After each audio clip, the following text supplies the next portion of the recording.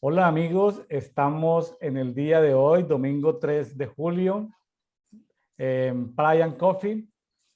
El día de hoy estaremos escudriñando, estudiando, comentando en el Antiguo Pacto el libro de Job, capítulos 25, 26 y 27.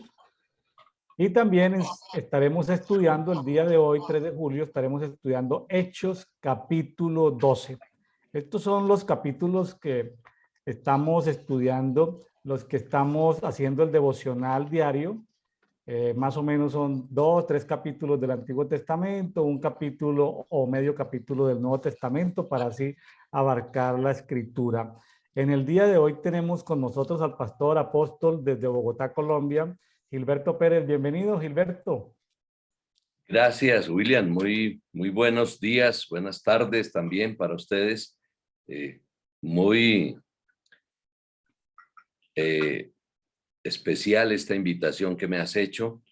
Y bueno, muchas gracias por estar con ustedes y poder participar con toda la audiencia en este hermoso Pray Coffee para el devocional del día de hoy.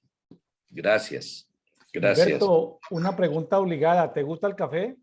Me gusta el café, bastante. Aquí tomamos mucho café en Colombia, la mata del café, y en especial hay dos marcas, si podemos hablar de eso. Una es Juan Valdés, la especialidad, y la otra es el café de Oma, aunque conocemos que uno de los cafés de mayor aroma y mayor exquisitez en sabor es el café Quindío, como tú también sabes. ¿El café qué, Entonces, perdón? el café Quindío. Ah, Quindío, correcto, Quindío, sí. correcto. Sí, el departamento del Quindío. Sí, allá, un saludo a los amigos allá de la zona del Quindío, de la hermosa ciudad de Armenia. Allí estuve Armenia. viviendo yo 2 años, Gilberto, mis 2 primeros Oh, años de universidad. qué Estuve bien. viviendo en la ciudad de Armenia, Colombia. Tierras hermosas, tierras cafeteras. Muy linda. Es una tierra preciosa, Una preciosa. maravillosa, bueno, sí, una maravilla. Bueno, les comparto, mis estimados amigos, rápidamente sobre el programa de Brian Coffee. Es un programa que estamos llevando, les comparto los diferentes medios. Eh, Brian Coffee en YouTube, usted lo está escuchando, este compartir, lo estamos ahorita mirando por YouTube, en el canal William Neira Ministries, lista de reproducción Brian Coffee. Desde el 1 de julio en adelante lo vamos a tener todos los días, 8 de la mañana, todos los días compartiendo el devocional del respectivo día. Es una práctica que tenemos desde hace 14 años, pero ahorita ya lo vamos a tener diariamente en YouTube. 8 de la mañana, hora de Bogotá, Colombia, hora de la Ciudad de México. Por ahora lo estamos en el canal William Neira Ministries, que es el canal que utilizamos en el ministerio. Es posible que más adelante le tengamos un canal propio al tema de Brian Coffee. En Facebook lo estaremos transmitiendo hoy mismo a las 8 de la noche por la página oficial en Facebook que se llama Brian Coffee Global. Ahí está el link. El link porque ya le voy a decir dónde encuentra este documento. Este documento lo puede ir y encontrar en el grupo público en Facebook. Es una facilidad que tienen los grupos públicos. Ahí en Amigos de Brian Coffee, usted puede ir y descargar todos los documentos en PowerPoint en PDF. Es una facilidad que tienen los grupos públicos en Facebook de poder tener esos archivos. Entonces, este documento pueden ir, descargarlo en Amigos de Brian Coffee, un grupo público. Para los amigos que ya están en los canales y chat grupales que tenemos en Telegram, ya saben que Telegram pues, es una herramienta fundamental para oración, sobre todo en los países que restringen las comunicaciones, valga decir en América, Cuba, Venezuela, Nicaragua. Con algunos amigos de Mozambique nos hemos tenido que comunicar con Telegram porque Telegram los gobiernos tienen menos posibilidad de intervenirlo. Usted va al documento, lo descarga, simplemente le da clic, ya sea en Brian Coffee Global, Brian Coffee Europa, Canadá, Estados Unidos, México, Costa Rica, el que usted desee, y se integra a ese canal, a ese chat grupal. Panamá, República Dominicana, Cuba, Venezuela, Ecuador, Perú, Chile, Argentina, Uruguay, Brasil. Cada país tiene peculiaridades, particularidades distintas. Solamente con darle clic ya queda integrado automáticamente a ese grupo público en Telegram. Y en WhatsApp, sí le toca hacerlo manualmente, enviar un mensaje de texto al WhatsApp que se indica ahí, es un teléfono mexicano del ministerio para que te solicite a qué grupo desea integrarse. Pues ahí compartimos el devocional, pero también recibimos peticiones de oración y también recibimos peticiones por ciudades. Cada país, cada ciudad tiene situaciones muy diferentes. Gilberto, ¿usted es amigo de la oración? Mucho, obviamente, sí, mucho. Ese diálogo continuo con nuestro Creador, con nuestro Padre Celestial y Jehová, el Dios que hizo los cielos y la tierra. Debemos estarnos comunicando a diario con Él. Y es un hábito espiritual cotidiano. La oración es fundamental para la vida. Y otra pregunta sencilla, pero es bueno que el auditorio te conozca. ¿Cuántos años llevas leyendo la Biblia? Bueno, llevo aproximadamente unos 35 años leyendo la Biblia. ¿Cada vez que la lees encuentras algo nuevo o no encuentras nada nuevo? No, siempre hay algo nuevo. Cada día hay algo nuevo. Así como la misericordia de Dios, dice el texto bíblico, se renueva, es nueva cada mañana. Así es la Biblia. Uno puede haber leído centenares de veces un pasaje, pero siempre hay algo nuevo que el Espíritu tiene para nosotros. O sea, esa renovación continua del Espíritu Santo en darnos claridad y mayor profundidad en el mismo texto. No cambian las letras, aquí son las mismas palabras, pero la explicación y la inspiración del Espíritu Santo viene en diversidad de formas. La Biblia es una palabra viva, es el Logos, es el Cristo en letras. Y sí, cada día, sin temor a equivocarme, cada día el mismo texto tiene algo nuevo para nosotros. Con mi esposa nos hemos propuesto desde hace 14 años de las personas que están con nosotros, entregarles una guía devocional de leer la Biblia por lo menos una vez al año. Es algo muy fructífero. Al principio parece como duro leer 3 o 4 capítulos, pero es un tiempo bien invertido, porque ¿en qué hemos de meditar si no en la palabra? Le sacamos tiempo a la televisión, redes sociales, entretenimiento, tal vez a escuchar predicaciones, y está bien, o a leer libros, está bien, pero por lo menos asegurar la lectura una vez al año. Eh, Le cuento, Gilberto, que a mí me tocaba leer la Biblia 2 o 3 horas diarias antes de ir a jugar. Es decir, yo no podía ir a jugar si no había leído la Biblia un poco de tiempo. Entonces yo recuerdo que antes de los 8 años ya había leído la Biblia como cinco veces, y yo me aburría mucho en la escuela dominical de ese entonces porque los maestros que me enseñaban de la edad de 8, 9, que le llamaban en ese tiempo los intermedios, o ese era el nombre que le daban a esa clase, o ya a los preadolescentes, 10, 11 años, yo me daba cuenta que mis profesores de escuela dominical escasamente sabían el versículo que nos iban a enseñar. Entonces yo sufría mucho estrés de ver que no se leía la palabra, que no se estudiaba, que no se entendía, ¿sí? Y, Correcto. y entonces eso chocaba. Inclusive yo tengo choco actualmente. Claro, uno necesita alimentarse de la palabra, pero yo choco con enseñanzas que se pasan una hora y citan apenas un versículo, ¿no? Yo entiendo los evangelistas que Dios ha puesto para transmitir mensajes de esperanza, entiendo y respeto sus ministerios, pero yo sufro mucho, Gilberto, le cuento que yo sufro mucho cuando escucho a alguien hablar de muy pocos textos. Yo no sé qué le podrá pasar en este caso a usted, no sé qué le podría pasar, pero yo me siento así, siento que si alguien habla mucho y no comparte la palabra, como que me siento como medio vacío. Sí, es verdad, es verdad. Claro, hay maestros que pueden con un solo versículo hablar varias horas, eh, porque pueden manejar muy bien el tema que han estudiado y que están presentando.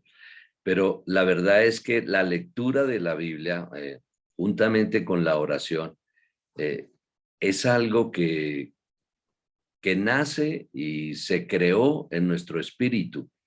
Yo, por ejemplo, enseño que aquella persona que lee la Biblia una sola vez en un año, sí es meritorio, es muy meritorio y por lo menos es un esfuerzo que vale la pena hacer. Pero un locutor gasta 70 horas en leer la Biblia de Génesis a Apocalipsis. Y un lector mediano, un lector cotidiano mediano, gasta 90 horas. Imagínate tú entonces cuántas veces podríamos leer la Biblia en un año. Varias veces. Y a mí me pasa eso. Yo no puedo simplemente comenzar a hablar y hablar y hablar y no tocar la Biblia, no leer un texto bíblico. Es casi obligado que cuando yo comienzo a hablar y cuando estoy en la congregación o estoy con alguna familia o algún amigo y estamos hablando del tema espiritual y tema Biblia, yo no puedo, si no tengo la Biblia en la mano, tengo el celular y ahí está la Biblia y tengo que oprimirla y sacar un texto o un pasaje para leerlo, porque una de mis premisas es la Biblia dice, cuando estamos hablando, yo nunca digo a mí me parece, yo opino, yo quisiera decirte algo de mi experiencia, sino que sencillamente yo les digo la Biblia dice y la leo el texto. Entonces es muy importante eso que tú estás diciendo, William, en siempre referirnos al texto bíblico, porque esa es la voz de Dios, la autoridad. Así es. Bueno, entrando en materia, el día de hoy vamos a comentar. Yo sé que todos los que nos están escuchando leerán en sus casas los 3 capítulos completos de Job, Job 25, 26 y 27, y leerán Hechos capítulo 12. Gilberto, si le parece, vamos a Job capítulo, los 3 capítulos. De ahí, ¿qué quieres comentar? ¿Qué te llamó la atención? Eh, Hay mucho que hablar, ¿no? Pero bueno, dentro del tiempo que es limitado, ¿qué podemos compartir? Sí, básicamente yo los volví a leer varias veces. Eh, Encontré en estos 3 capítulos pues una secuencia donde uno de los amigos de Job, el señor Bildad, eh, en el capítulo 25 dice que el ser humano, el hombre, no encuentra forma de justificarse frente a Dios. Y le encuentro mucho sentido a lo que él está hablando en ese capítulo tan corto, porque realmente el hombre por sí mismo no puede hallar ninguna justificación frente a Dios. Siempre hemos sabido desde el antiguo pacto y ahora en el nuevo pacto que los antiguos miraban a la cruz y ahora en el nuevo pacto nosotros miramos también hacia la cruz. Aquellos miran hacia adelante, donde está la cruz, y nosotros miramos hacia atrás, hacia el pasado, donde se encuentra la cruz. Porque la única manera en que el hombre puede ser justificado es a través de Jesucristo, a través de esa obra preciosa en la cruz. Entonces, vuelvo a encontrar mucho sentido en la plática que Bildad está haciendo a Job y diciéndole que el hombre es un gusano y que todo humano, sencillamente, como dice aquí la Biblia textual, cuarta edición, es lombriz. Eso dice el verso 6. Cuánto menos el hombre, ese gusano, el humano, esa lombriz. Entonces está viendo que el hombre es muy pequeño y no puede de ninguna manera por sí mismo justificarse ante Dios. Eso es lo que yo resalto del capítulo 25, agregando que nosotros todos los seres humanos debemos ser lo que Dios dice que somos. Y Dios nos ha llamado hijos cuando hemos creído en Jesucristo y hemos confesado con nuestros labios que Jesucristo es el Señor. Se nos ha dado el poder, se nos ha energizado con el Espíritu Santo y Dios nos ha puesto en la categoría de hijos suyos, nos ha adoptado como sus hijos. Entonces siempre nosotros debemos creer lo que Dios dice de nosotros y somos sus hijos. Aunque Bildad pues va a la mínima expresión, al ser humano como un gusano, al ser humano como una lombriz, pero realmente lo que nosotros somos, somos hijos de Dios, por esa obra preciosa de la cruz. Ese sería el capítulo 25, así a grosso modo, lo que podría decir. El 26. El 26 es como la respuesta, este capítulo 26 de Job, es la respuesta que está dando Job desde su interior, desde su espíritu, y le está respondiendo diciéndole que Dios es muy grande, que Dios es muy poderoso y que Dios no necesita el consejo ni la instrucción de nadie, que Él por sí mismo es el todopoderoso y que su espíritu es quien nos transmite a nosotros esa sabiduría y ese poder de Dios. No lo dice aquí textualmente, pero lo entendemos, es a través de Jesucristo, de su obra preciosa en la cruz, que el Espíritu Santo puede transmitir el poder de Dios y la sabiduría de Dios. Habla muy abiertamente de ese poder del Señor cuando dice, por ejemplo, en el verso 7, Él extendió el norte sobre el abismo y suspendió la tierra sobre la nada. Es una de las expresiones del libro de Job, una de las tantas, hablando de la creación, mostrando la sabiduría y el poder y el gobierno de Dios sobre toda la creación, al ver que más de 5 millones de toneladas, una esfera que pesa esa cantidad, está flotando en el espacio y no solamente está estática, gira sobre su propio eje a una gran velocidad y también se traslada en una elíptica alrededor del Sol también a una gran velocidad. ¿Quién puede hacer esto? Y esto lo ha venido haciendo por miles de años y es una sincronía absoluta. El sol siempre sale por el oriente y se oculta por el occidente. No hemos tenido extrañezas de ver que el sol algún día salió por el norte y se ocultó por el occidente. Siempre es una sincronía total, es un reloj perfecto. Y Job está haciendo alusión de eso. Nosotros pues agregamos también esta parte en que él ha desplegado las nubes, por ejemplo, en el verso 9, para sostener el agua. Si escasamente una vasija donde se llena de agua pesa muchísimo y con una mano no podría soportarse una gran cantidad de agua, pero Dios soporta el agua de arriba, el agua de los cielos, la soporta entre las nubes, ¿sí? Dice que encubre la faz de su trono, desplegando sobre él su nube y que trazó un círculo sobre la faz de las aguas. Aquí también nos está mostrando cómo el diseño de Dios en la creación es circular.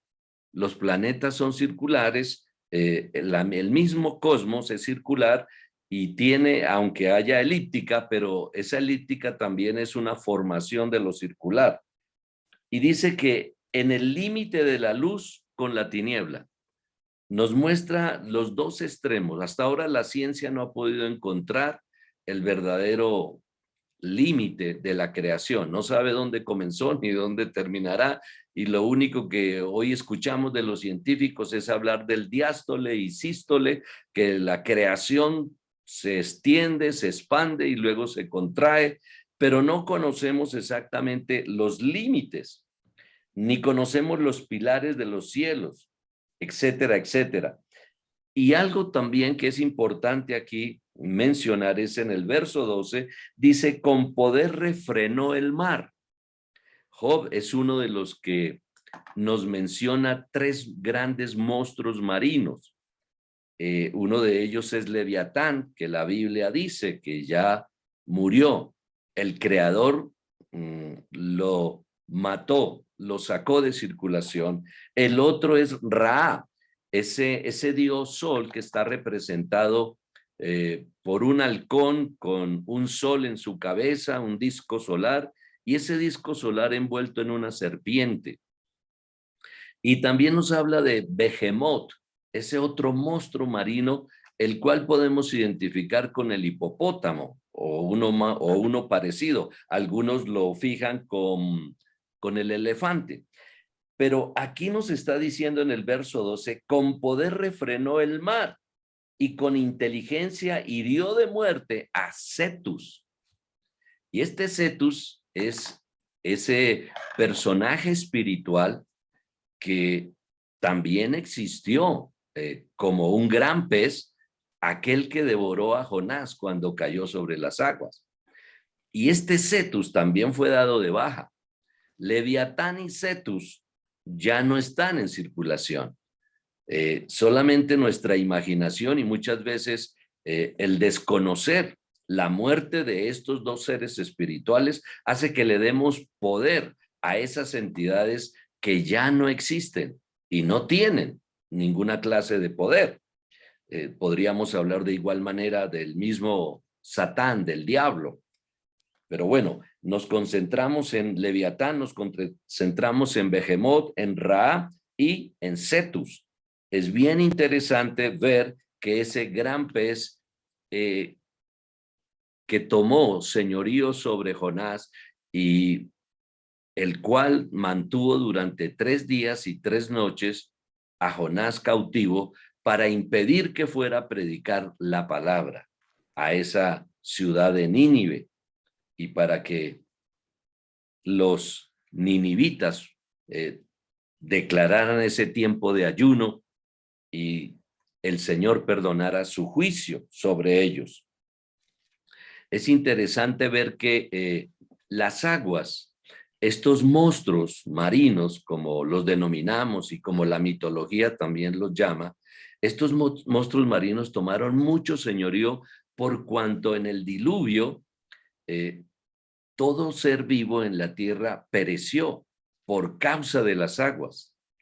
Entonces, las aguas fueron muy empoderadas. Estas entidades, podríamos decir, estos ángeles comisionados de las aguas, lo que hicieron fue enseñorearse y tomar gran poder y gran autoridad. Podríamos decir, estos son de algunos de los ángeles caídos que se rebelaron contra el Señor y son los de mayor prepotencia, ¿verdad? Porque fueron las aguas las que aniquilaron la vida sobre la tierra y solamente sobrevivieron 8 personas, Noé, su esposa, sus 3 hijos y sus 3 nueras. Y el mundo ha vuelto a ser poblado a raíz o a partir de esa familia. Entonces las aguas tomaron mucha prepotencia. Dice que subieron 15 codos arriba del Everest sería, o del monte más alto que en aquella época existiera. Es decir, tomaron un fuerte señorío. Todo eso es lo que está explicando de una manera o de alguna manera Job, respondiéndole a Bildad, ¿verdad?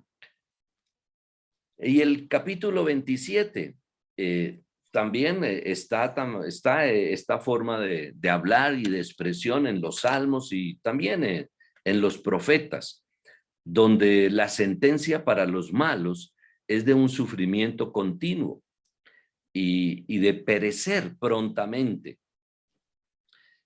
Dice, por ejemplo, el 2, verso 2 del 27, de Job 27:2, dice, vive Dios que ha quitado mi derecho, y Shaddai, que amarga mi alma, que mientras tengo aliento, el hálito de Eloah, o el hálito de El-Oah, que es el Dios Todopoderoso, mientras tengo ese hálito del Dios Todopoderoso en mis narices, mis labios no hablarán perversidades, ni mi lengua proferirá engaño. Es decir, está haciendo la comparación de vivir en justicia frente a los que viven en injusticia, a los malos, a los que hacen el mal. Y está diciendo en el verso 7, sea la suerte del impío como la de mi enemigo y la del perverso como la de mi adversario. Y aquí empieza a hacer una tremenda descripción de lo que le espera al linaje, a los hijos, a la descendencia de los malos. Cómo sus hijos y su linaje va a sufrir, van a ser dados para la espada, no van a tener largos días y una cantidad de cosas que también pareciera que estuviésemos leyendo Deuteronomio 28, donde se habla de todas las maldiciones, pero es sacando a la luz el gran destino que le corresponde a los malos. En otra parte, en Apocalipsis se habla, por ejemplo, de malos, pero en el término de aquellos que destruyen la tierra, donde Dios, nuestro Padre Celestial, el Creador y Jehová, va personalmente a destruir a todos aquellos que destruyen la tierra. Dice el 21, porque maltrataron a la estéril sin hijos y no socorrieron a la viuda. Sigue hablando de los malos. Aunque el poderoso prolongue su vigor y se mantenga en pie, no puede prometerse vida. El verso 27, por ejemplo, dice, pues ¿qué esperanza le queda al impío? Por mucho que haya robado, cuando Elohá o Eloah reclame su alma.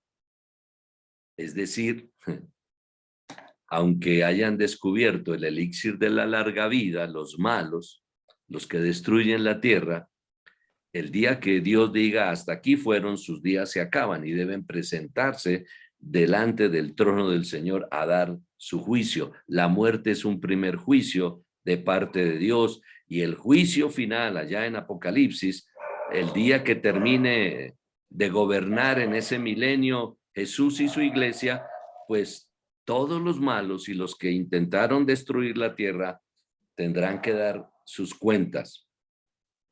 Dice, ¿oirá Dios su clamor? Hablando del malo. El Evangelio de Juan dice, Dios no oye a los pecadores. Y bueno, hay para mucho de qué hablar en este tema. Dios no oye a los pecadores, pero si alguno se arrepiente y está dispuesto a hacer la voluntad de Dios, entonces a este oye.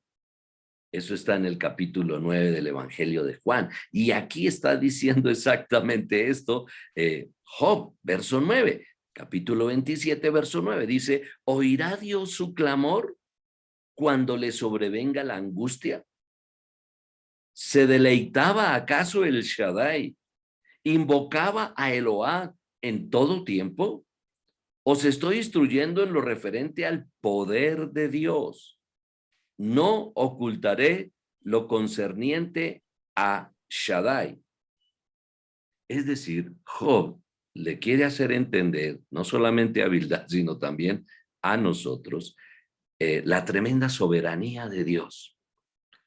Que nadie puede ser malo y salirse con la suya. Nadie puede ser perverso. Nadie puede crear la angustia sobre los seres humanos como la hemos vivido en los 2 últimos años y quedar inmune y burlarse de Dios. Este acontecimiento, estos hechos que han sucedido los 2 últimos años en el planeta Tierra jamás se habían dado. Y tienen manos humanas metidas allí, cerebros distorsionados de hombres que quieren destruir la tierra y quieren tomar el señorío y, como el mismo diablo, subir al monte, ir al norte y tomar el poderío y sentarse en el trono que solamente le corresponde a nuestro Creador, a Jehová. Dice entonces el verso 13, esta es la porción que Dios reserva al malvado. Mire, Dios se da el trabajo de tomar una reserva, de crear una agenda y dar al malvado su verdadera porción. Y dice, y la heredad que los opresores recibirán, ¿de quién? De Shaddai, de El Shaddai, de Elohá, del Creador, de Dios. Dice, aunque sus hijos se hayan multiplicado, serán para la espada. Qué tremendo es esto. Si con cabeza fría los malos y los que intentan destruir la tierra meditaran un poco en esta palabra, creo que el mundo cambiaría sustancialmente. Dice, y sus vástagos no tendrán pan suficiente, es decir, su descendencia morirá tempranamente y también sufrirán hambre, sufrirán angustias, escasez, porque esa es la provisión que el Shaddai, el Todopoderoso, el que alimenta a todos, tiene para los malos y su descendencia. Los que queden de él los sepultará la peste y sus viudas no los llorarán, aunque amontone plata como polvo y almacene vestiduras como lodo. Las almacenará, pero el justo las vestirá y los inocentes se repartirán la plata. Tremendo. También es parecido lo que en otra porción de la Biblia dice, que el dinero y las riquezas de los impíos serán para sus hijos. Es lo que Job le está diciendo. Estos, aunque amontonen riquezas y aunque pretendan vivir largos días, no pasarán desapercibidos por el ojo del Shaddai, por el ojo de Dios. Y no solamente ellos también acortan sus días, sino que sus descendientes también caen sobre esa maldición. O sea, es muy triste esta revelación que Job está dando y le está platicando a su gran amigo Bildad, pero que en realidad no tiene comparación. Meditando fríamente, hacer lo malo es el peor negocio. Es el peor negocio. No sé cómo hay personas que creen lo contrario e insisten en ser malos. El 21 dice, un viento solano se lo llevará, lo arrancará fuera de su morada y se irá. 22, si aunque intente huir por todas partes, lo arrojará y no lo perdonará. Y al marchar de su lugar, le harán coro con palmadas y silbidos. Es decir, se burlarán de ellos, se burlarán. La única manera en que los malos dejen de sufrir, dejen de tener tantas sorpresas y una muerte repentina, es que se arrepientan. Es que estén dispuestos, como dice el apóstol Juan, a obedecer a Dios, para que Dios los escuche. El mismo caso que estábamos hablando de Jonás, el tema de Cetus y Nínive. Jonás no fue elocuente en su predicación cuando llegó a Nínive. Él simplemente expresó, de aquí a 40 días Nínive será destruido. Conocemos que los ninivitas, los asirios, eran personas muy malas, de mucha crueldad con sus enemigos. Cuando batallaban y los ejércitos caían en sus manos, tomaban a los soldados y hacían cosas atroces, torturas y cosas inimaginables. Ellos fueron los inventores de deshojar, quitarle la piel a los cautivos del ejército contrario y ponerlos al sol y aún echarle sal al cuerpo que ya no tenía piel. Eran muy malos, tremendamente malos.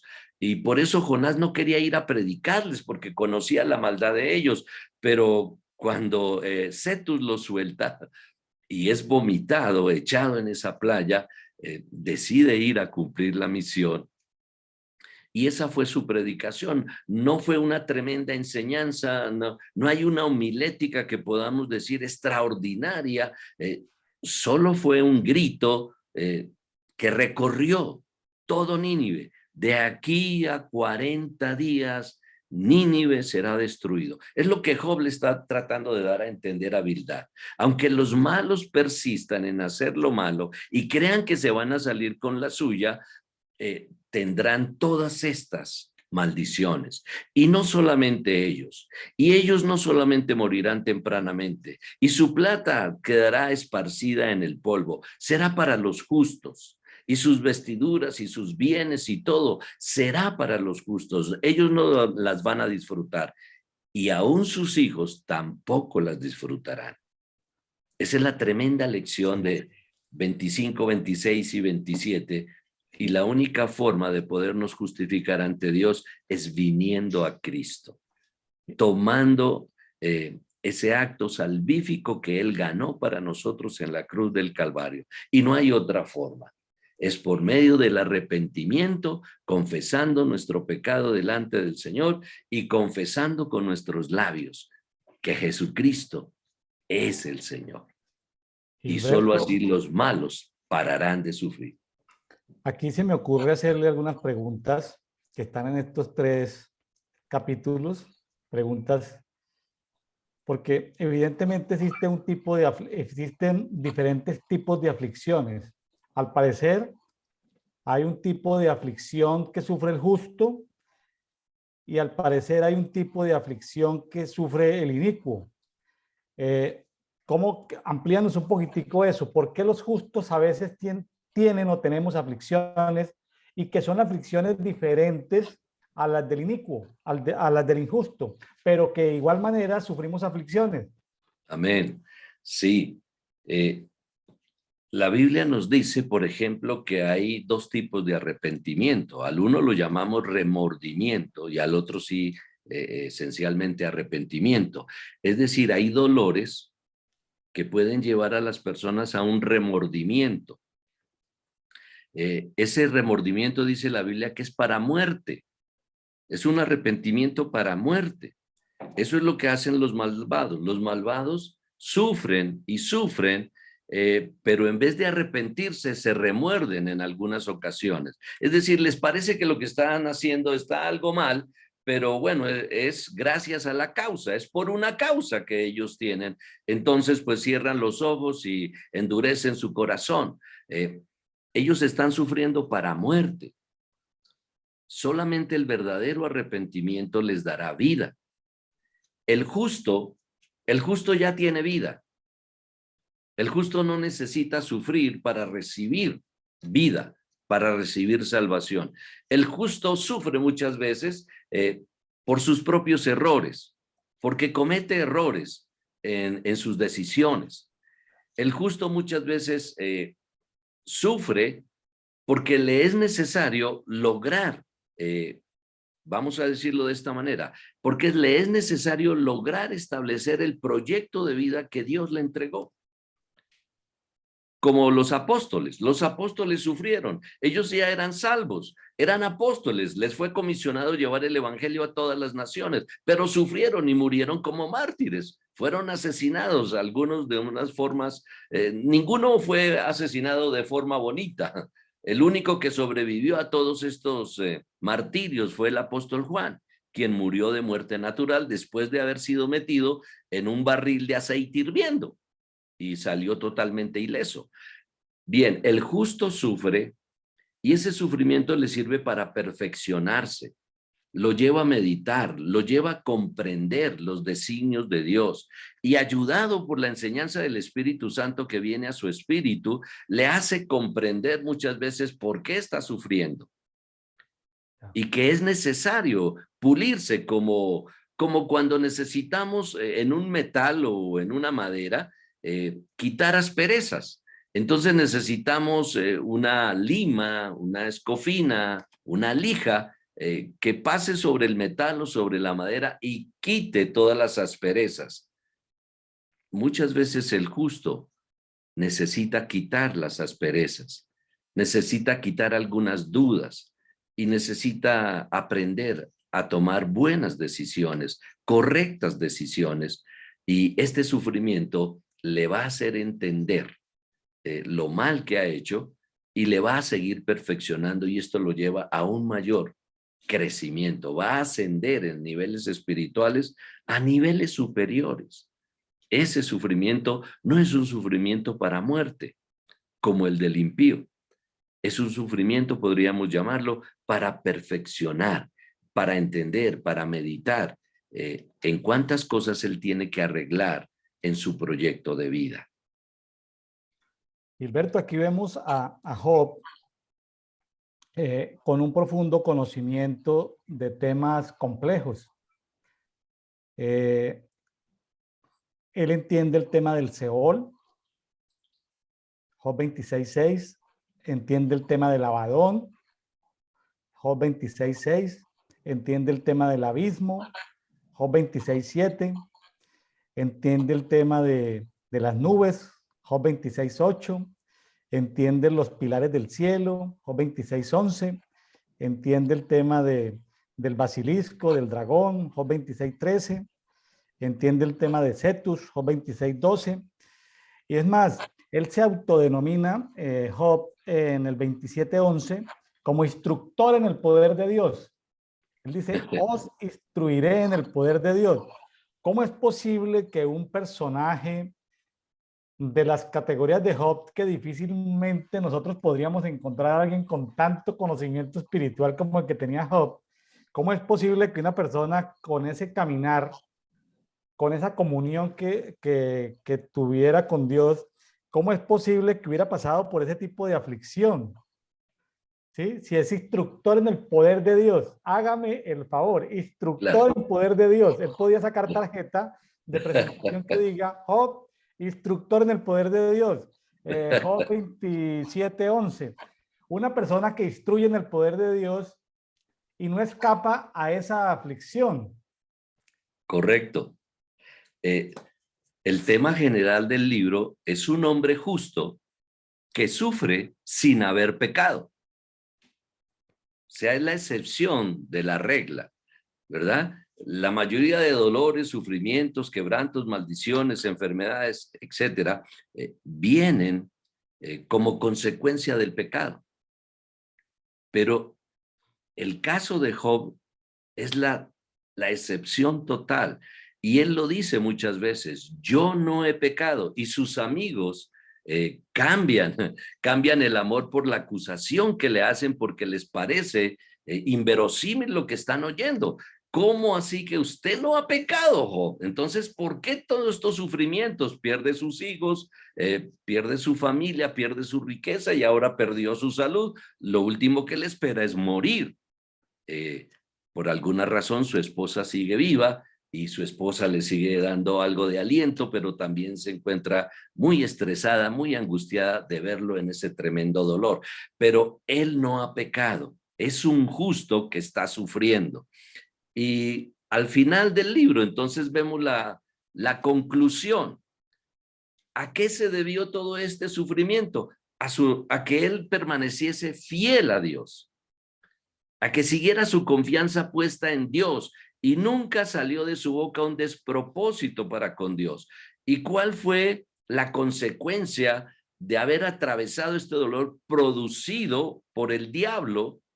Desde el capítulo 1 vemos en acción al diablo queriendo entrometerse para causarle toda clase de mal y de maldición a Job.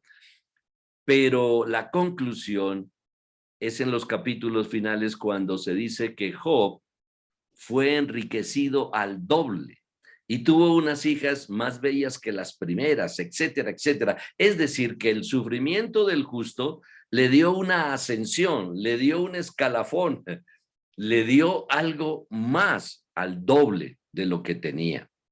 Dice Pablo en el libro de Corintios que todos nosotros, los hijos de Dios, somos colaboradores de Dios. El justo es un colaborador de Dios, tiene licencia, tiene la tarjeta para ejecutar en el nombre del Dios Todopoderoso, de Elohá, del Altísimo. tiene licencia para hacerlo, es una autoridad suprema. Eso es lo que Dios nos dice a nosotros. Nosotros hemos recibido la salvación, estamos en Cristo, ya no vivimos nosotros, Cristo vive en nosotros y fuimos trasladados a los lugares celestiales y fuimos puestos también a la diestra en lugar de gobierno.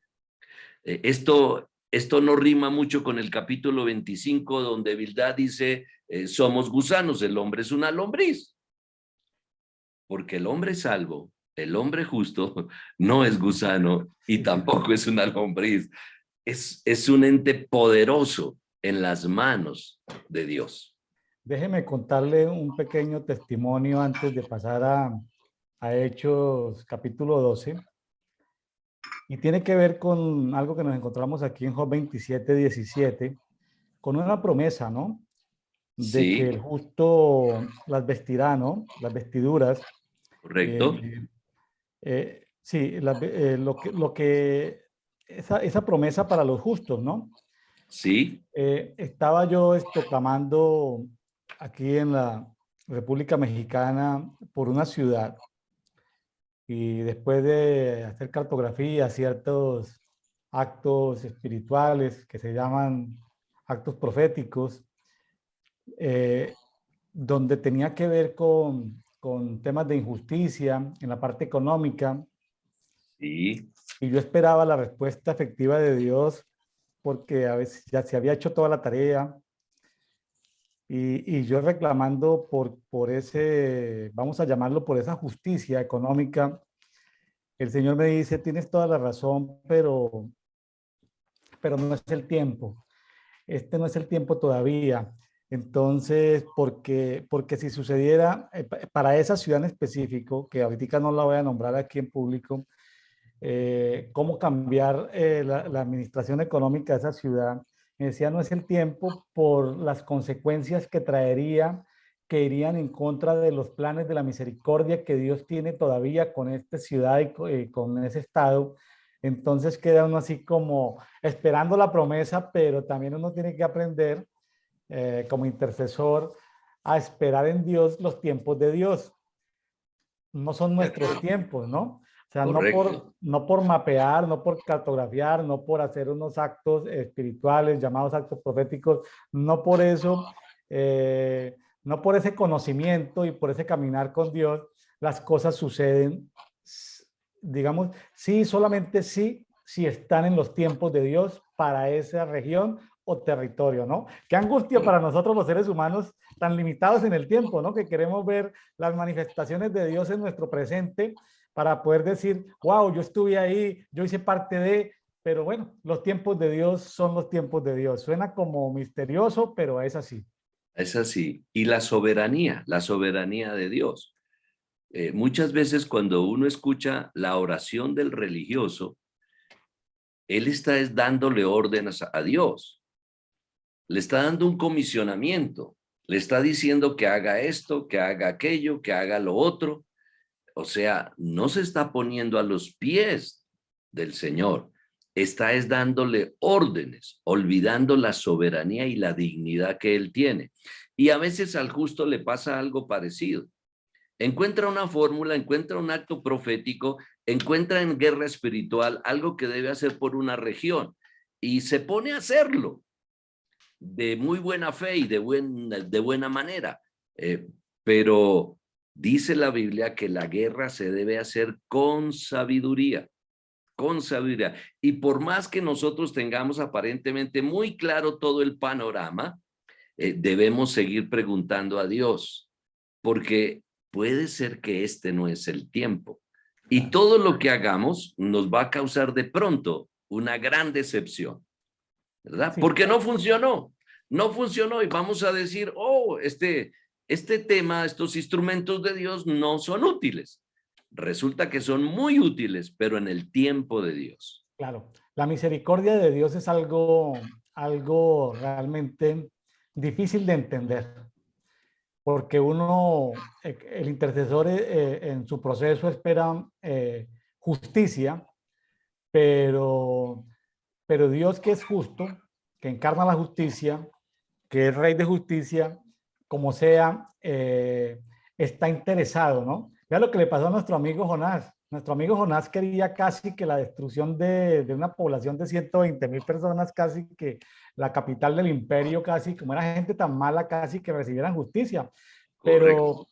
Pero gracias a que esta gente se arrepintió, ayunó, hasta los animales ayunaron, el rey, eso hizo que Nínive, si estoy bien de la memoria, 140 años más alargara y no conocemos de un avivamiento más grande en el antiguo pacto que ese avivamiento que hubo en Nínive, ¿no? Un profeta evangelista, ¿no? Que se quedó inclusive muchos años predicando ahí. No tenemos los detalles, pero quedó mucho tiempo predicando y ejerciendo su ministerio en la ciudad de Nínive, ¿no? Correcto, correcto. El profeta gruñón, ¿verdad? El que quiso desobedecer a Dios, pero mire la soberanía. Ahí vemos nuevamente la soberanía de Dios. Cómo él finalmente, sin que se le obligara, él mismo recapacita y dice, no, debo ir a cumplir esta misión. Y se encamina hacia Nínive. Y como lo dijimos anteriormente, no es una predicación homilética de gran alcance ni de gran profundidad. Solamente gritaba, caminando toda la ciudad de extremo a extremo, de aquí a 40 días, Nínive será destruida. Fue todo lo que dijo. Y la soberanía de Dios, como el Espíritu Santo pudo venir sobre la población de impíos, de gente perversa, de gente mala, comenzando por el rey, y toca su corazón, dándoles convicción de pecado, de justicia, de juicio, y viene esa misericordia de Dios para perdonarlos. Y así como tú dices, fueron casi 150 años que vivieron bajo la gracia de Dios. Muy bien, Gilberto, aquí nos podríamos quedar este libro de Job. Esto entre más lo leo, más le encuentro profundidades, pero Dios mío, esto es algo maravilloso, como la palabra de Dios es inagotable. Si le parece, vamos por cuestión de tiempo al libro de Hechos de los Apóstoles. No sé si tiene Sí, algo más que se le haya quedado por ahí de Job o vamos a Hechos. sí, podemos venir al libro de los Hechos, sí. Otro acontecimiento extraordinario, milagroso, nuevamente la soberanía de Dios obrando. Hechos capítulo 12. Bueno, arranca el capítulo un poco duro, ¿no? Con un personaje que hizo parte del círculo íntimo de Jesús, siendo muerto a espada, ¿no? Jacobo, el hermano Correcto, de Juan. ¿Qué correcto. forma tan dura de empezar este capítulo 12? Sí, tremendo. El hijo de Zebedeo, hermano de Juan, llamado Santiago el Mayor, que fue decapitado, ¿sí? Por Herodes Antipas primero. Eh, y iba a ser lo mismo con Pedro. Dice el texto que la gente, los judíos, se pusieron como muy contentos de ver lo que había hecho este rey Herodes, y él se disponía a hacer lo mismo con Pedro y lo lleva a la cárcel, ¿verdad? Cuando Sí. leemos todo el pasaje, vemos cómo es apresado y llevado a la cárcel y puesto en unas condiciones de muy alta seguridad. Ujú. Son 16 soldados que están custodiando las rejas de la cárcel, y dos de ellos, dos centinelas, fueron puestos dentro de la cárcel con él, y él fue amarrado con cadenas dentro de la cárcel. O sea, una cárcel de muy alta seguridad.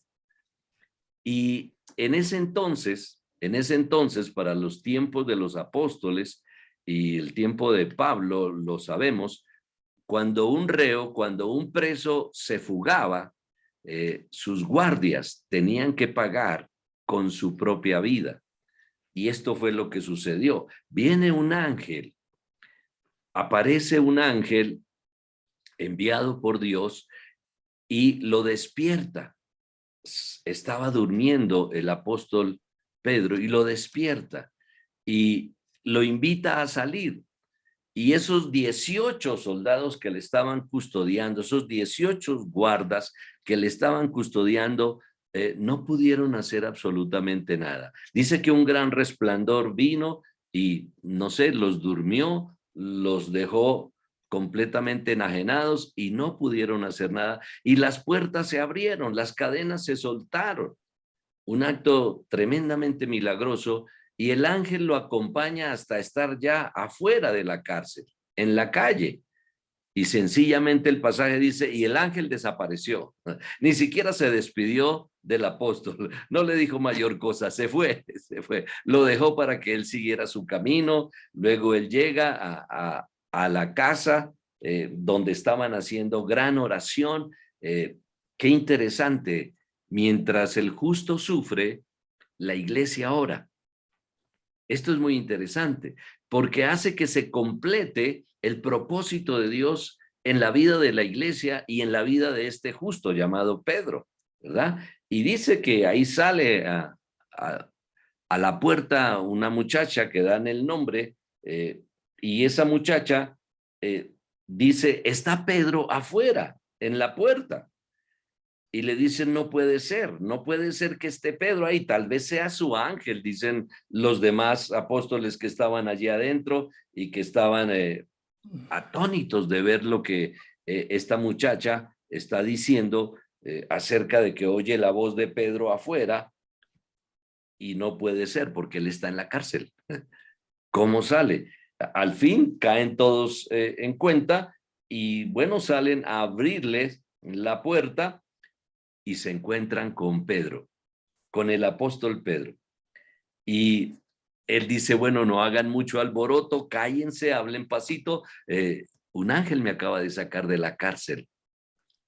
La soberanía de Dios mostrándose. ¿Qué hay imposible para Dios? ¿Qué hay imposible para Dios? Uno muchas veces, como ministro, como hijo de Dios, como creyente, quiere hacer algo, lo que hablábamos anteriormente, un acto profético, quiere hacer una guerra espiritual, arma un ejército, hace cosas, porque uno considera que es necesario que hagamos algo. Sí, es necesario que hagamos algo, pero siempre bajo la guianza absoluta de Dios. No conforme a nuestra experiencia o conforme a nuestro criterio o al consejo de alguien, sino que siempre sea bajo ese criterio. La muchacha, Rode, estaba espantada, ni le abrió la puerta, le avisa a los demás salen, abren la puerta, ven a Pedro. Pedro les dice, guarden silencio y les cuenta cómo fue suelto de la cárcel por ese ángel. Y en medio de la tristeza y el dolor que estaba viviendo la iglesia por la muerte de ese tremendo coequipero de Jesús, Jacobo, Santiago el mayor. Porque sin más ni menos, Herodes, sin amenazarlo, sin desplegar mucha información ni propaganda respecto a perseguir a la iglesia, lo toma y lo mata. ¿Qué se podía esperar de Pedro? Que hiciera lo mismo. Y muy seguramente Herodes estaba en esa dirección, iba a matar a Pedro. Claro. Berto, ¿en qué tiempo, como dice aquí Hechos 12:3, en qué tiempo era que habían prendido o habían tomado y encarcelado a Pedro? Eran tiempos de los días de los ácimos, panes sin levadura. Exactamente en el primer mes bíblico, en el tiempo de la Pascua, en ¿Cómo el le parece? tiempo recordando la muerte del Mesías. Es el tiempo donde el Mesías entrega su vida. En ese mismo tiempo, Jacobo es asesinado. Y están en los días de los panes ácimos, panes sin levadura, y están en un tiempo exacto conmemorando la resurrección de nuestro Señor Jesucristo, su muerte, su sepultura y su resurrección. O sea, es un tiempo extraordinario, es un nuevo tiempo. Siempre el primer mes del nuevo año nos indica un nuevo tiempo, pero es extraordinario porque este es un tiempo marcado por la redención, por el acto de la cruz. Aquí podríamos ver lo que podrían llamar los estudiosos de las ciencias humanas, de la psicología, de la psiquiatría, digamos el síndrome de Herodes o más, o el espíritu de Herodes pretendía ajusticiar a Pedro, como dice el 12:4, después de la Pascua. ¿Por qué después de la Pascua y no durante la Pascua, Gilberto? Sí, bueno, siempre los gentiles y aún los mismos judíos sentían mucho temor de actuar, de hacer revueltas, protestas o muertes en la Pascua. En la Pascua. Recordamos cuando los asesinos del Señor Jesucristo, todos aquellos que se confabularon para llevarlo a la cruz, cuando van a hablar con Poncio Pilato, como estaban en víspera de la Pascua, no quisieron entrar a su oficina porque se contaminaban y entonces quedaban excluidos de presentarse a la Pascua. Es por eso que hay una soberanía extraordinaria de Dios en donde tanto judíos como gentiles sentían temor de hacer cualquier acto el día de la Pascua. Gilberto, no sé si recuerda, no sé si recuerdas, por allá en Maracaibo, Venezuela, estábamos en una gira por allá, por esa ciudad. Yo fui aprehendido, fui tomado por una turba de gente con otra persona, con una compañera, y nos llevó una turba. Y de esa turba una abogada pastora de Venezuela fue y presentó, y nos iban a linchar en esa turba. Nosotros íbamos de último en un grupo muy grande, y aparecieron dos policías que desde el instante yo supe que eran ángeles, pero dentro del comando de policía en el que nos metieron, nosotros habíamos quedado al final. Ellos abrieron unas puertas y nos sacaron por unas puertas, pero cuando salimos de ese comando, que la turba quedó dentro del comando de la policía, yo volteé a mirar y las puertas que se hicieron ya no eran puertas, habían quedado como muros.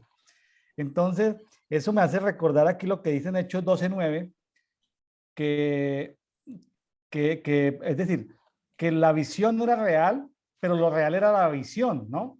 Es decir, Pedro seguía al ángel, no entendía lo que estaba sucediendo por medio del ángel, que era real.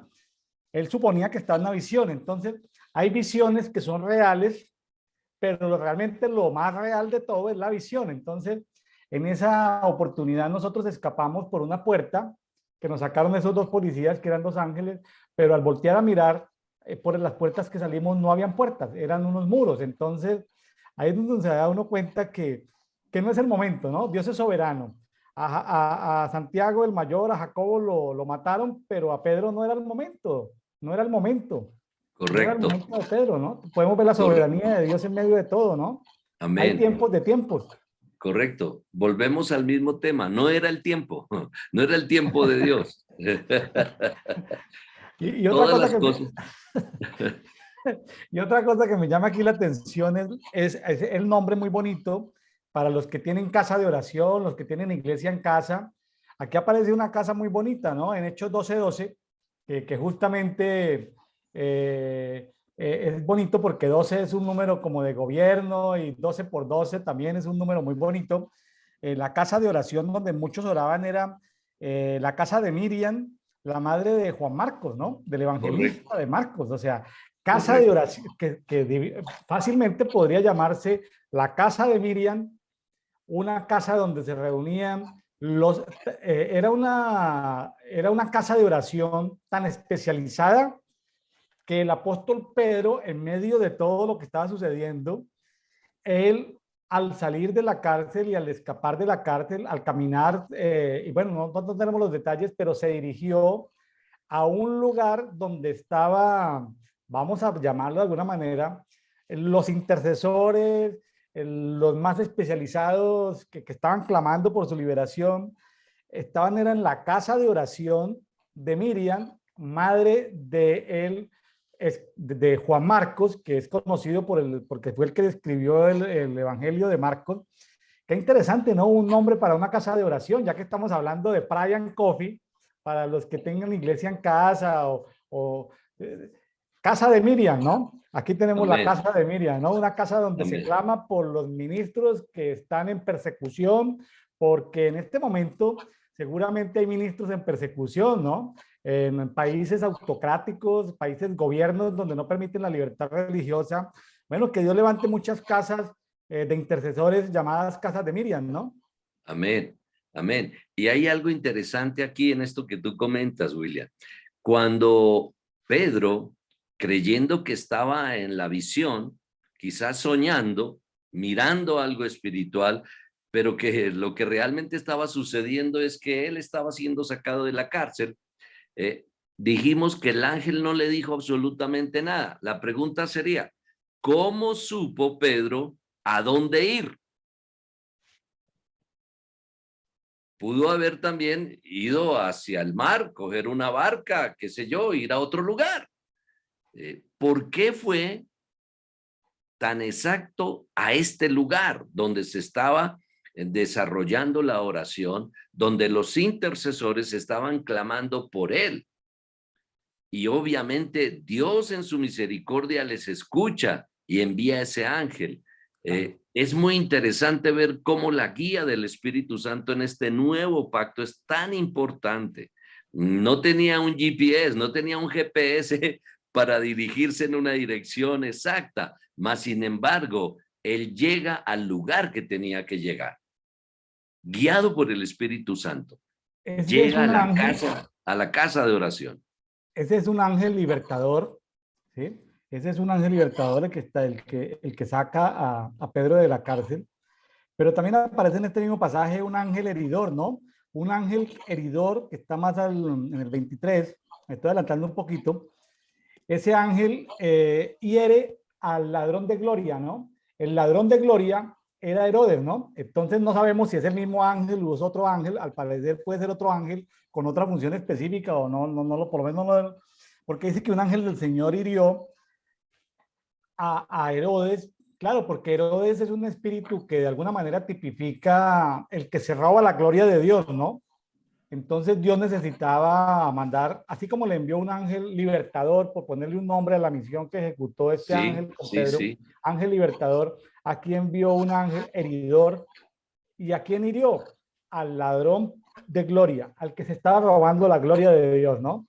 Así es, así es. Era muy común para la iglesia de ese tiempo la vida con los ángeles, ¿no? Tanto así que la muchacha esta, del que estaba ahí en la casa de Miriam, la madre de Juan Marcos, Rode, dijo, no, Pedro está en la cárcel, ese es el ángel de Pedro que es el que está hablando. O sea, era tan común que los ángeles de cada uno era escuchado, ¿no? Al parecer, ¿no? Claro, claro. Muy interesante ver esa naturalidad, ¿no? Esa naturalidad en que los ángeles aparecen, desaparecen, hacen sus misiones secretas en medio de toda la gente, en medio del público, y no se quedan para los aplausos, no se quedan para ser honrados, hacen su tarea y se van. Y aquí en el caso de Herodes, los Herodes son descendientes de Saúl, son edomitas, de esa categoría de Idumea. Este hombre, cuando le están alabando, cuando la gente está gritando voz de Dios y no de hombre, ¿cuál fue su error? No darle la gloria a Dios. Obviamente, conocemos la descendencia de Saúl, una descendencia de gran venganza, de gran odio hacia el pueblo de Israel. Entonces creo que se estaba satisfaciendo mucho este Herodes con haber matado a Jacob, haber metido en la cárcel a Pedro y ahora ser ovacionado por el pueblo, por los judíos. Y es una lección muy tremenda. ¿Qué autoridad también tuvo ese ángel para herirlo, para que muriese comido por los gusanos, delante de toda la gente? O sea, es extraordinario, es extraordinario. Meditar en esto, sí, da para largas horas de poder conversar, Claro. de poder recibir del Espíritu mucha enseñanza. Yo meditando sobre la casa de Miriam, la casa de oración de Miriam, la madre de Juan Marcos, veo que de alguna manera era una casa conocida, de tal manera que ahí se incubó o se formó el ministerio de Juan Marcos, de tal manera, como dice ya el último versículo del capítulo 12, de que Bernabé y Saulo, después de cumplir el ministerio en Jerusalén, regresaron consigo, tomando consigo a Juan, el que llamaba Marcos. Es decir, si Bernabé y Saulo de alguna manera pasaron por esa casa de oración, miren los beneficios de tener una casa de oración. Esta mujer prestaba su casa, Miriam, la madre de Juan Marcos. Ahí tal vez se formó Juan Marcos en ese ambiente de oración y de tal manera que recibió, digamos, la promoción, por así llamarlo, para irse de viaje misionero y ser seleccionado con los apóstoles Bernabé y el apóstol Pablo, ¿no? Qué interesante ver cómo desde una casa de oración, un miembro de la casa, el hijo de Miriam, de esa casa de oración, salió promocionado a un viaje misionero, ¿no? Qué interesante ver esos pasajes que por más que yo los he leído, hasta ahora los descubro, mi estimado Gilberto. Así es lo que hablábamos al inicio. El Espíritu tiene cosa nueva siempre para nosotros, aunque sea el mismo texto. Y vemos nosotros que dice que la palabra crecía y era multiplicada. Y dice que regresaron tomando consigo a Juan, el llamado Marcos, pero ¿cuándo salieron? Después de cumplir el servicio, dice. Después de cumplir su misión, su tarea. ¿Cuál tarea? La de presentarse ante el Señor en oración, en intercesión, de estar agitando los cielos para que la mano poderosa de Dios fuera soltada a favor de la iglesia. Y se dio, porque esto es innegable, la misma historia lo registra, cómo es Herodes, ¿verdad? El asesino de Jacobo, en tiempos de la Pascua, también fue comido de gusanos porque Sí, le robó la gloria le a robó la Dios. gloria a Dios. Mi estimado Gilberto, ya para ir cerrando, me gustaría tomar este versículo, Hechos 12:24, para que ese versículo, Hechos 12:24, lo leo y luego le pido lo que podemos hacer. Dice, la palabra de Dios crecía y era multiplicada. Me gustaría que usted diera una palabra de oración o de bendición para que las personas que nos están escuchando sepan que la palabra de Dios debe crecer cada día en nuestros corazones, en nuestro espíritu, en nuestros hogares, en nuestras iglesias, en casa, y debe ser multiplicada. Entonces, ya para ir cerrando, porque el tiempo se nos ha ido en este programa, hagamos énfasis en ese versículo, unas palabras de bendición, mi estimado apóstol Amén. Gilberto Pérez. Amén. Claro que sí. Dice acá que crecía y también dice que se multiplicaba. Padre, amado Dios, soltamos esta preciosa palabra, estos lindos pasajes que nos has dado en este día de meditación, de estudio, de plática, para que la palabra tuya, Señor, produzca un crecimiento en cada uno de los oyentes, amado Señor, un crecimiento espiritual, que la luz se incremente en tu iglesia, Señor, y que se multipliquen las casas de oración, las casas de intercesión, bendito Dios. Que nosotros como hijos de Dios podamos cumplir tu propósito, llevando esta palabra desde el lugar donde estamos hasta lo último de la tierra, Señor, haciendo un precioso llamado hoy a las naciones y a los miles de millones de habitantes que tiene este planeta, amado Señor, que han pasado 2 años de gran sufrimiento, de mucho temor, de muerte, de angustia, de confusión, de manipulación, amado Dios. Que la palabra del Señor siga creciendo, precioso Rey, como leemos en el verso 24 de Hechos 12. La palabra de Dios crecía, pero la palabra de Dios era multiplicada, Señor. Es decir, que cada uno de nosotros, los hijos de Dios y los televidentes y radioescuchas de este programa, bendito Señor, nos convirtamos en voceros, que llevemos la palabra y la multipliquemos, amado Señor. Que estos voceros hablemos de paz. Qué preciosos son los pies de aquellos que anuncian la paz. Así sea para este tiempo, precioso Dios. que hayan muchos oídos, millones de oídos y ojos atentos para recibir esta palabra multiplicada y que todos puedan decir, entrego mi vida a ese Mesías Jesucristo, quien dio su vida por nosotros, aun siendo nosotros pecadores, y que mi sufrimiento y mi angustia y mi dolor y toda esta cantidad de problemas de los 2 últimos años no sean en mí para muerte, sino para vida. En el nombre precioso de nuestro Señor Jesucristo. Amén y amén. Bueno, mi amado Gilberto, muchas gracias. Espero que me acompañe más adelante. Fue muy enriquecedor, se nos fue el tiempo muy rápido. Realmente la palabra, me he sentido como debajo de una cascada recibiendo mucho. Gracias por haber estado con nosotros y espero verlo pronto por aquí en Brian Coffee. A los amigos de Brian Coffee que nos están escuchando aquí en YouTube, pueden ir a Brian Coffee, la página en Facebook, y desde ahí pueden replicarlo y hacer que la palabra se multiplique a través de las redes sociales. Pues gracias, Gilberto. Un abrazo para ti, para tu familia, para tu ministerio. Muchas bendiciones allá en Bogotá, Colombia. Y bueno, un abrazo a la distancia. Amén. Muchas gracias, William, por la invitación. Me sentí en casa. Gracias, gracias porque pudimos tomar este tiempo para hablar de los negocios de nuestro Padre.